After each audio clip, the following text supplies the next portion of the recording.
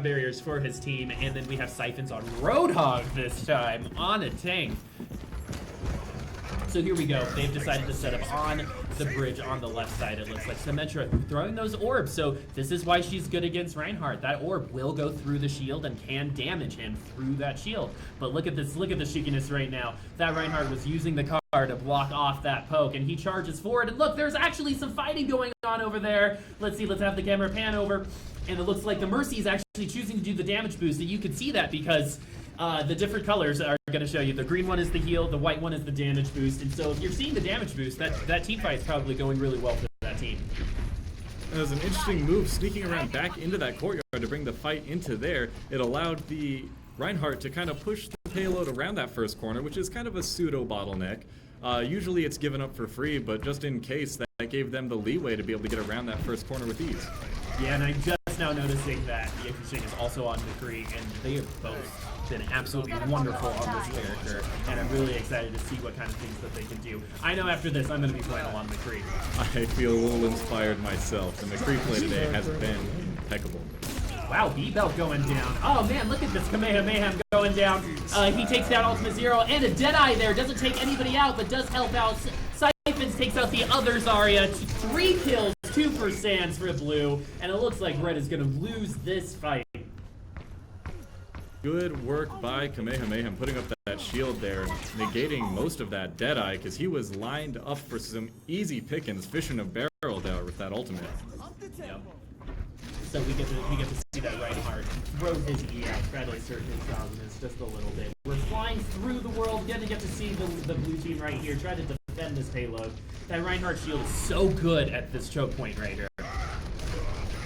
Oh, Earth Shatter, and then the pin. Yangfu Shake does take Kamehameha out, and it looks like Red is going to be down 1 player for this bridge. Let's see, 2 players, 3 players down on the Red side. It's going to be hard to push if you don't have the players.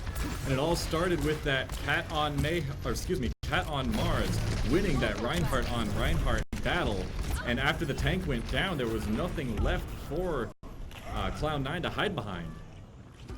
So as we can see these characters repositioned, getting ready for the next fight. Let's see who has their ultimates. We've got 4 on both sides. It looks like on the blue side, we're going to look for that Graviton Surge. We have the Mercy with the Resurrection ready to go, so they're going to be able to have 2 team fights there if the Mercy is able to live. Sometimes you're able to get the Mercy before the team fight, and that is best case scenario for a red team right now. Yeah, running out of time here on the first checkpoint.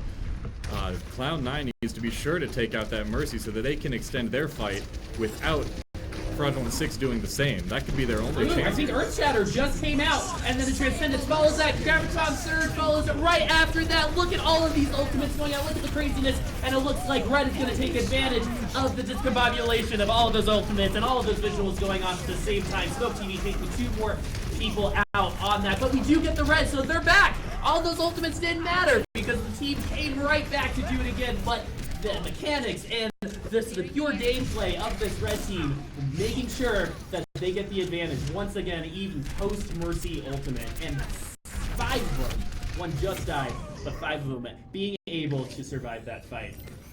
And now we see that payload moving forward. And a critical time for that win here, 23 seconds left, and it's not over yet, but the payload's still moving along towards the checkpoint, and there they go. A big team win in that last fight gives Cloud9 the ability to continue this game. So, as we can see, Vanilla Love has switched to Pharah, which I don't think is a character we've seen him on yet so far. So, he's good on, his accuracy is good on all the other characters he plays, and that seems to complement Pharah really well. Not when he dies, though. Definitely can't do a lot when you're dead. But he will have his ultimate up early in the next fight. He's at 83%, so if he lands 2 or 3 rockets, it's going to be really close to being done. Lucio, the only one on the red team with his ultimate, and Yangfu Shang almost, I feel like, has his ultimate up all the time. Yeah, he's very patient and uses it at opportune times, but then his knack for headshots has been giving him just insane ultimate charge. Look at those long distance shots. That's sniper territory right there. McCree is just really benefited from that buff that he received in the last patch. He has been showing his stuff. The character is good, and we've seen in the right hands that he can cause absolute havoc on either team. And here we go, this is another choke point. Anytime there's a bridge, you're gonna get some fighting. Ooh, nice flashbang there. And I'm thinking that we're gonna see a Deadeye here soon. The bubble is down, so Zarya's not gonna have that for herself. I don't know if she's gonna be able to use it on somebody else, but actually we're seeing this McCree get some shots here from afar. Up. Getting him back on pace right there with a beautiful shot on Vanilla Love. Exactly. Oh, here is that Deadeye. Oh my goodness, that was almost more than those. But 3 people do go down. But Smoke TV doing a lot for his own team there, taking 2 people out single-handedly. However, his health bar is going low, and he has Discord on. His health field, his bio field, did not come out in time, and it wasn't going to be able to out-heal that Reaper damage. Well, the kills weren't necessarily there for Smoke on that flank, but the impact of being able to scare off McCree so he couldn't clean up all the trash following his Deadeye, that is an invaluable disruption. Earth Shatter goes down, and now we're seeing that Reinhardt put that shield back up. We have the charge, and he hits the corner, but he gets charged back, and the Discord Orb was on him, so he's able to get that kill. Kamehameha Mayhem does go down, V-Bell goes down. Man, we're seeing some good Zenyatta play today, too. What some great new buffs for these characters. Fire at will, guys. Graviton Surge is back. Siphons does take down Yang Fusheng, which is a great target for him. However, he does get resurrected. Mercy lives through the resurrection, and her HP regen is higher than I think almost everyone in the game, and she's going to be able to heal that stuff up herself without the use of healing packs. It's down to the wire here as Cloud9 is trying to round this final corner in Objective 2, but not giving an inch is Fraudulent 6. Look at those blue bars on the right side. That Sonic Barrier is doing work for everyone except for Vanilla Love and that Reinhardt. However, Mox Emerald does go down. Kind of Mars playing some good Reinhardt. He's almost got Earth Shatter, which will combo with Ultima Zero's Death Blossom really, really well. Let's see if they're going to be able to pull it off. Like he was getting ready for the Earth Shatter there, but he pulls up. Not quite the right time for it. Oh, good Transcendent Shield! That was actually really good Death Blossom, but really quick on that Q for that Zenyatta, completely nullifying that great Death Blossom positioning for his team. However, the Reaper still does some work with the help of his team. Excellent reaction there from Bebel, putting up that Transcendence, but it was too little too late, and Reaper is just too powerful sometimes. So with one objective and what was that? About 82.75 meters is the mark set by Cloud9. Man, this is by far the hardest Cloud9 has been pushed all day. Oh, by a long shot. They lost their first map, last map, and now not even able to complete the offensive push here. What is it? You have to be very satisfied with Fraudulent 6's effort here. You know, and to be honest, I think Fraudulent 6 had that, you know, they walked there pretty much. They kept their momentum, and momentum is really strong on any map that has a payload. Absolutely. The tempo there, really not losing at any critical points, has really been the difference here. The wins and losses in the team fights have been somewhat balanced, but the timing on them for Fraudulent 6 has just been such a huge advantage for them. So let's go over these teams right now. Fraudulent 6 bringing Reinhardt on Cat on Mars. Oh, we got some Bastion here in Yang Fusheng. Let's see how that goes. Hopefully terrible, because I don't like that character. Just kidding. all the best wishes here from On. I just needed to throw down some Bastion hate for a second. So thank you, Matt. We've got Thrasher on Lucio. We've got Mercy on Houndstooth. Sans on Hanzo. It's like they're listening to us or something. But as you say that, he's actually switched back over to Soldier. Oh man, they keep playing tricks on me. It was almost exciting.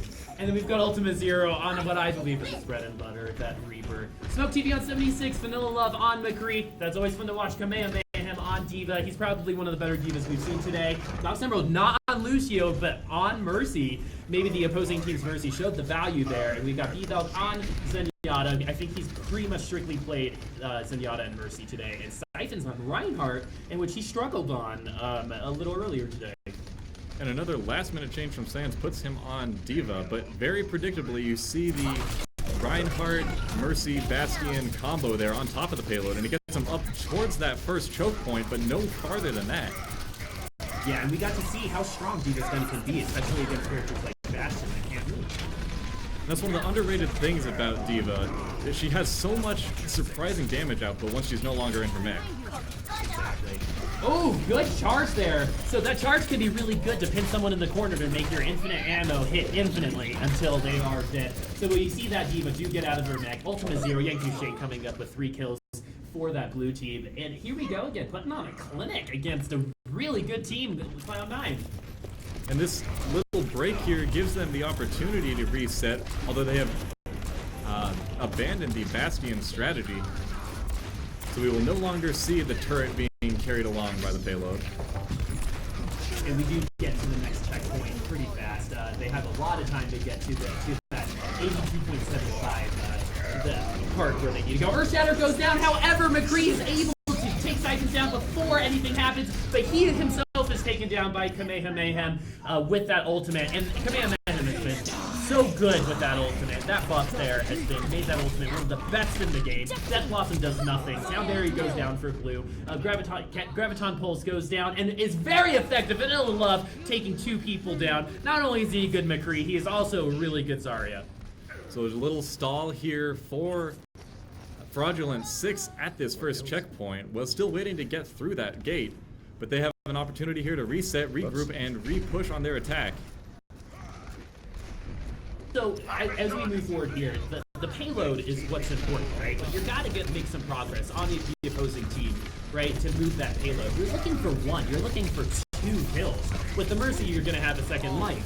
But it doesn't take much to move that payload past this. Oh, nice! Earthshatter and Pin, 3 kills going down for blue side. Look at that, Lucio putting down some poke damage as well. D.Va asserting her dominance. That shield extends so far forward, it can really take a lot of those bullets away from her team, and she is managing that shield so well. Look at all of those souls all around that Reaper, and he's not going to take any health packs because he's got some souls to take. I didn't know you could do that. So learning new things here.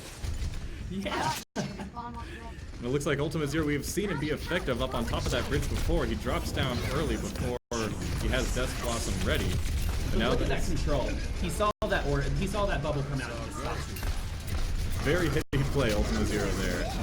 So Transcendence comes out, D.Va Mayhem with another ult. She has taken out 1 person or more each time she's used it so far. Death Blossom coming out, making the other team run. How Mayhem takes out Mercy before she can use that ultimate. Graviton Surge, this is going to be big. Mercy is not there to resurrect that team.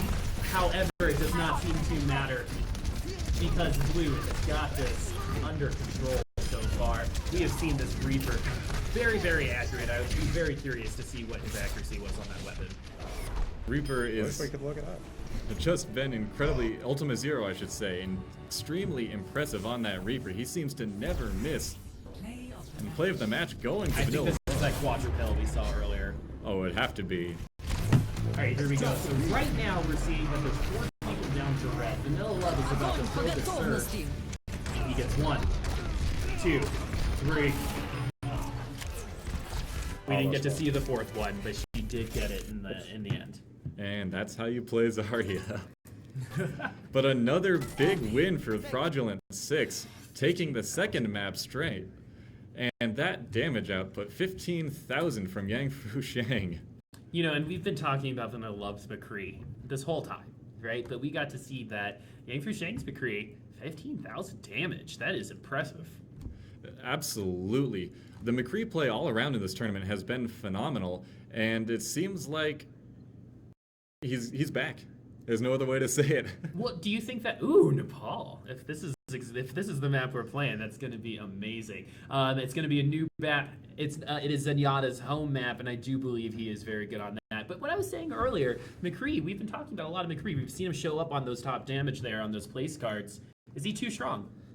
Too strong? I don't think so. It's hard to say this early on, and this isn't even the full meta with the omission of Ana so far. But in this tournament, he has been extremely strong. By the way, Ultima Zero's accuracy on Reaper is 24%. 24% on that Reaper. That's pretty good. That's right around average. But the impact, though, was more than 24%. Yes. That's for sure. You know, because Death Blossom doesn't go to that accuracy. And that's the difference between a good and bad Reaper. It's that Death Blossom and how you're using it. Yeah,